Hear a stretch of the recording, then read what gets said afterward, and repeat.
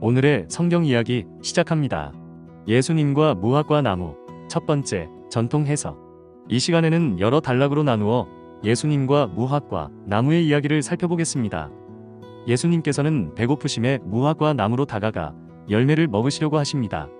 하지만 그 나무에는 열매 맺을 시기가 아니었기에 예수님께서는 열매를 얻지 못하십니다. 그리고 예수님께서는 아무도 이 나무에서 열매를 얻지 못할 것이라고 말씀하시고 그 나무는 뿌리까지 말라 죽게 됩니다. 무화과 나무를 예루살렘, 성전의 상징으로 해석하는 전통적인 견해는 본문이 보여주는 구조적인 배치와 일정 부분 맞아떨어지는 면이 있습니다. 마가복음 11장에서 무화과 나무 사건은 성전 정화 장면을 양쪽에서 감싸고 있는 형태로 구성되어 있는데, 이를 일종의 샌드위치 구조로 읽어낸 전통 해석은 무화과 나무를 형식적이고 열매 없는 성전 체계에 대한 상징으로 보고 예수님께서 그 체계를 단호히 심판하신 사건으로 해석해 왔습니다. 그러나 본문을 면밀히 따라가다 보면 이러한 해석은 몇 가지 중요한 신학적 충돌을 발생시키며 전체 흐름과도 자연스럽게 이어지지 않는 장면들을 만들어냅니다.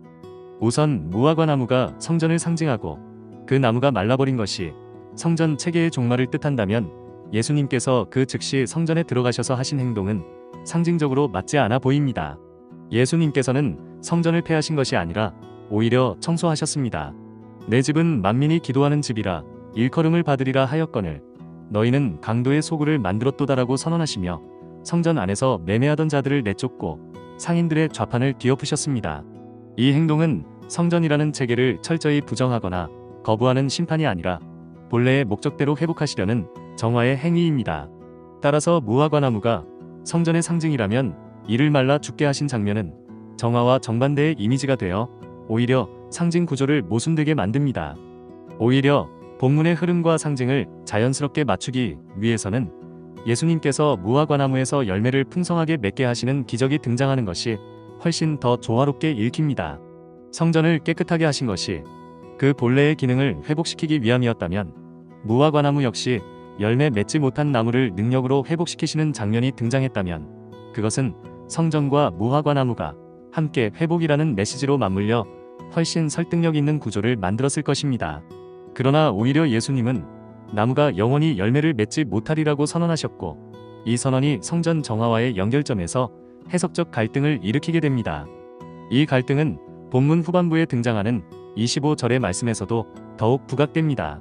예수님께서는 제자들에게 서서 기도할 때에 아무에게 혐의가 있거든 용서하라고 명령하십니다. 이 말씀은 무화과 나무 사건과 동일한 교훈 안에 포함되어 있으며 예수님께서 성전에서 사람들을 가르치시던 중에 하신 직접적인 가르침입니다.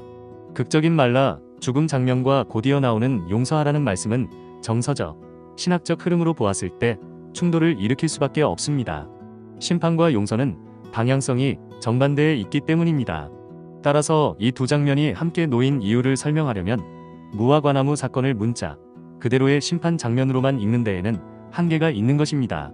이 나무가 심판받은 것이라면 예수님은 왜 곧이어 용서를 명하셨는지, 그리고 성전을 회복하신 예수님께서 왜 나무는 단절시키셨는지, 이 두 가지 물음에 상징적으로만 해석하는 방식은 충분하지 못합니다. 무화과 나무의 말라버림과 성전 청소, 그리고 용서 명령 사이의 흐름을 다시 바라보아야 하며, 그로 인해 우리는 무화과 나무 사건을 단지 예루살렘 체계의 심판 상징으로만 볼 수 없는 것입니다.